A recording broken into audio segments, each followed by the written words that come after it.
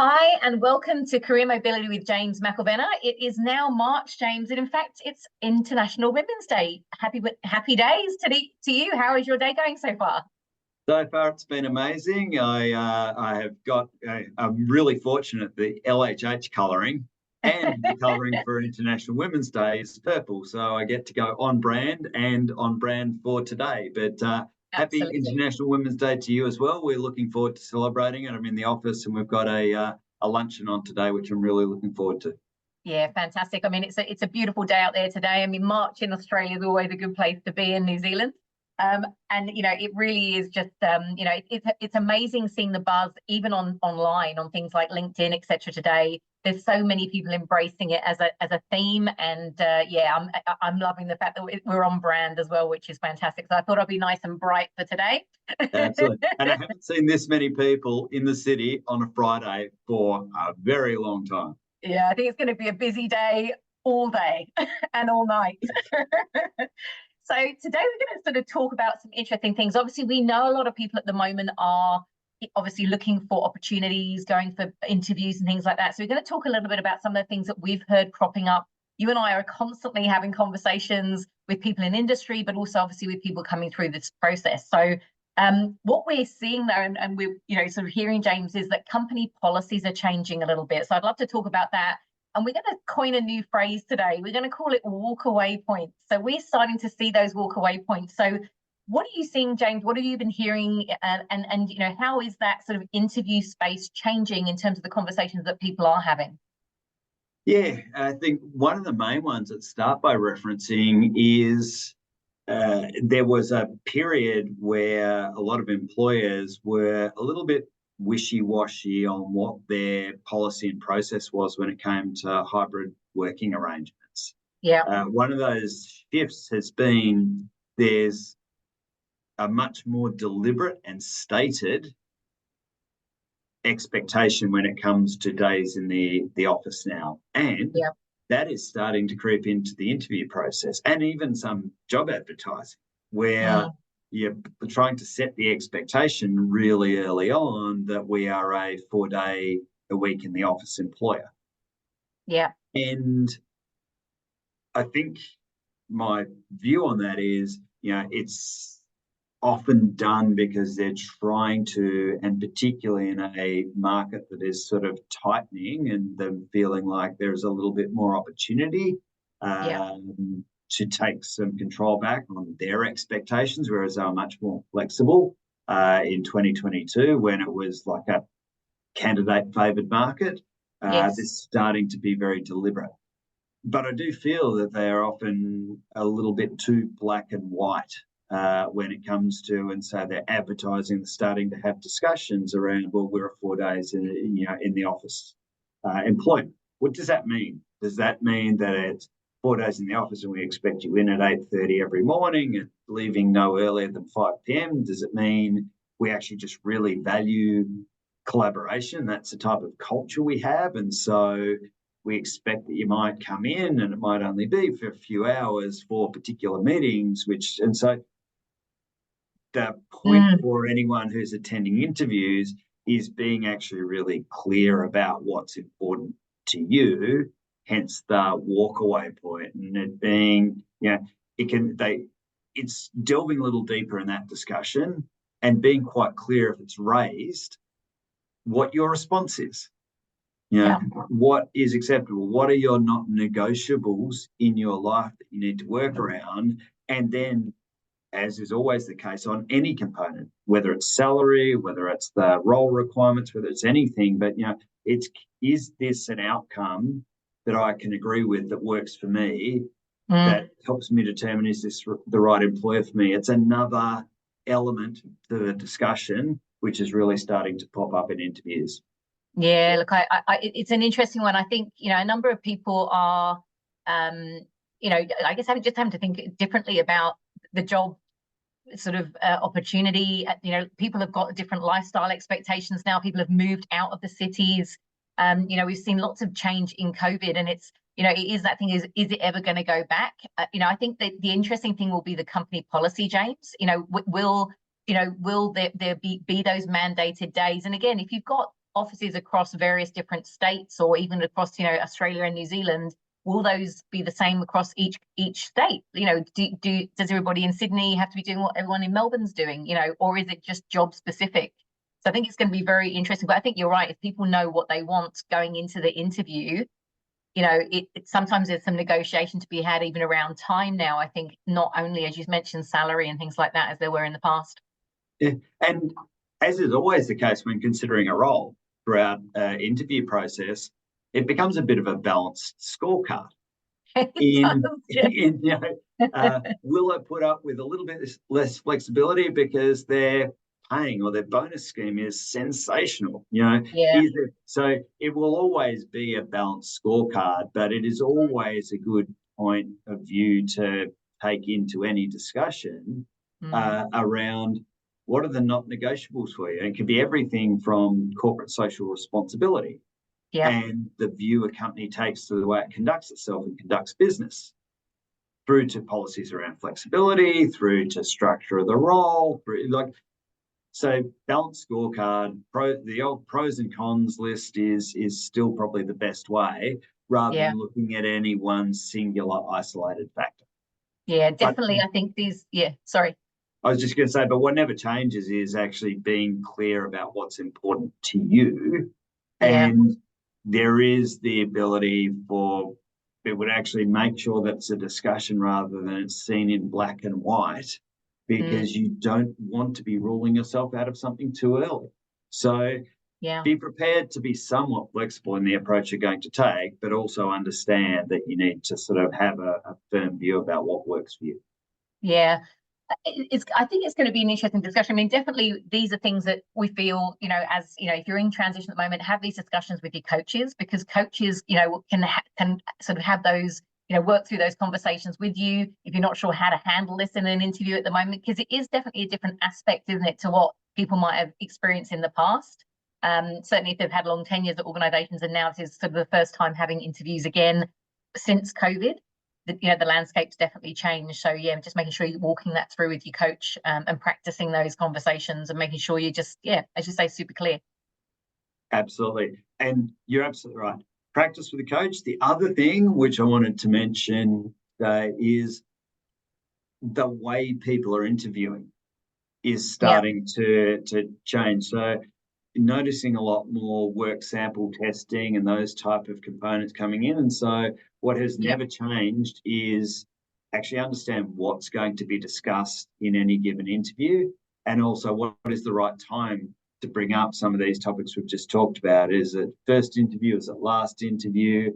Can you, and this is my probably tip or advice, in the discussion today, how much of this stuff can you already find out through networking?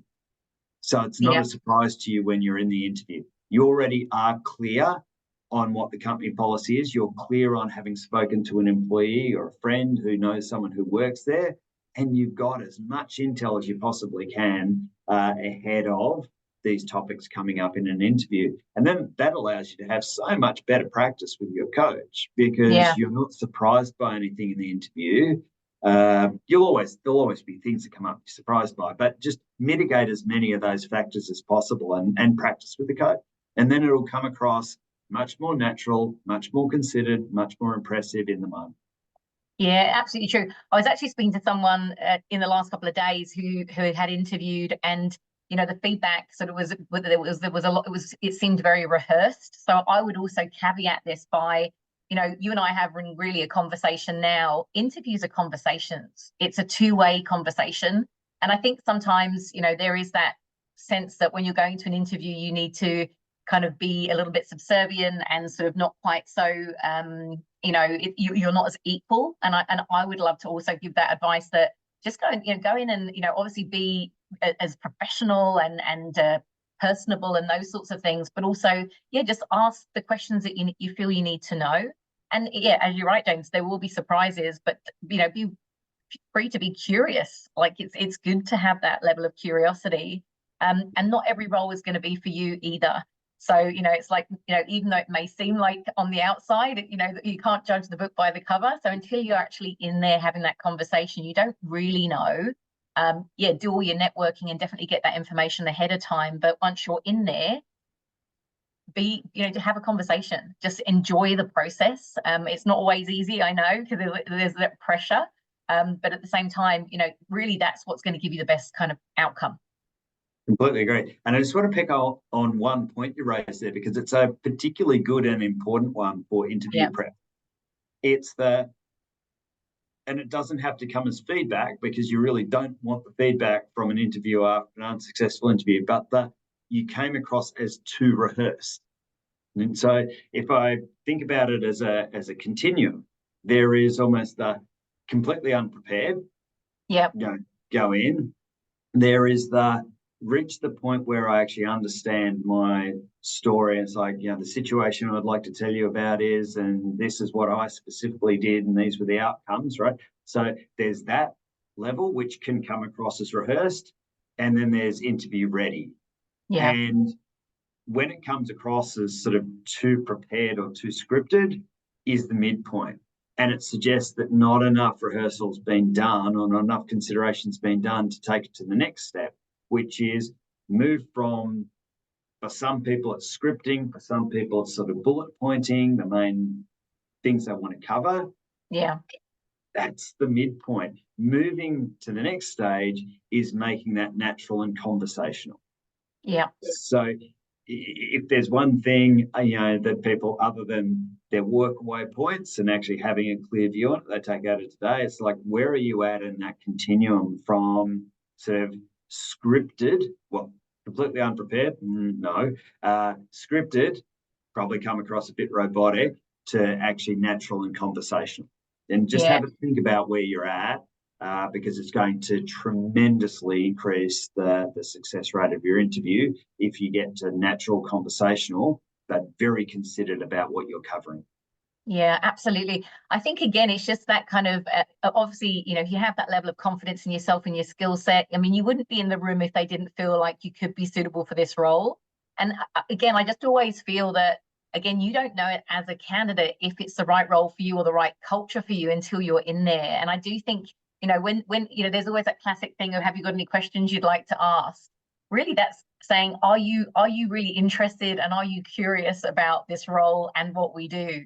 So again, it's, definitely have some sort of ideas about what you might like to ask, but it really is about being in the moment. And there may be things that come up that you weren't even expecting in the interview, that you're like, actually, feel free to take notes. Like, let me just go back to that point you raised about this. And I'd love to actually know more about that, because I think that could be really exciting as a project to potentially work on in this role, should I get it. So I'd love to hear more about that aspect. And again, it's just, I think that level of being present and kind of letting go potentially a little bit of the kind of frantic, nervous noise that might be surrounding the experience.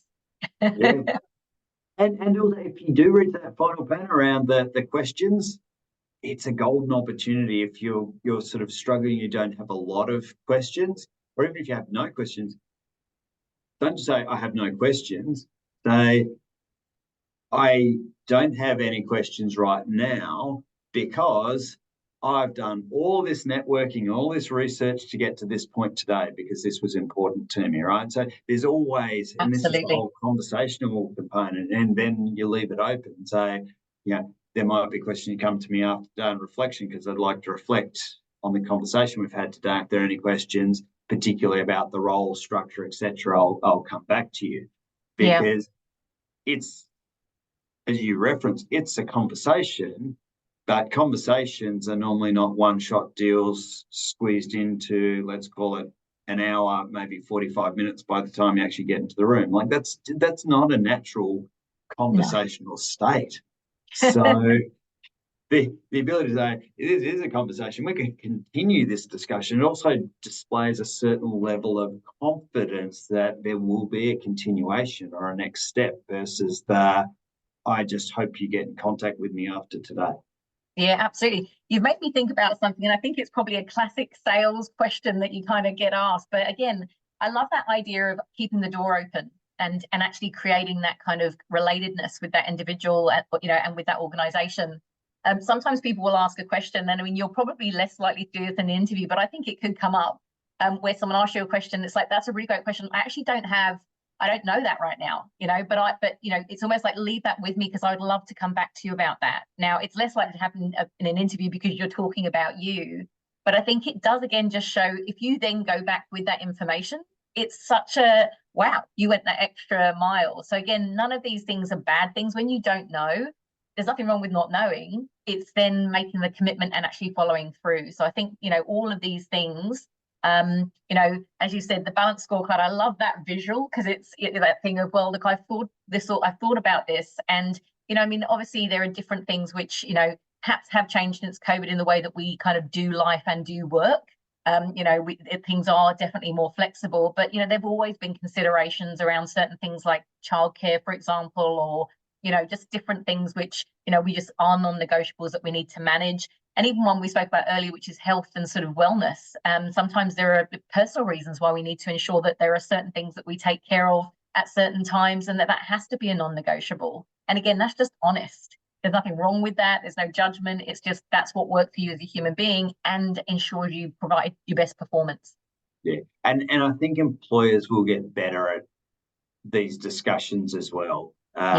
Too. Yeah. It feels like they're on a bit of a journey on reclaiming ground from there being not a lot of structure. And so redefining their total employee value proposition rather than a lack of flexibility when it comes to some of the in-office requirements.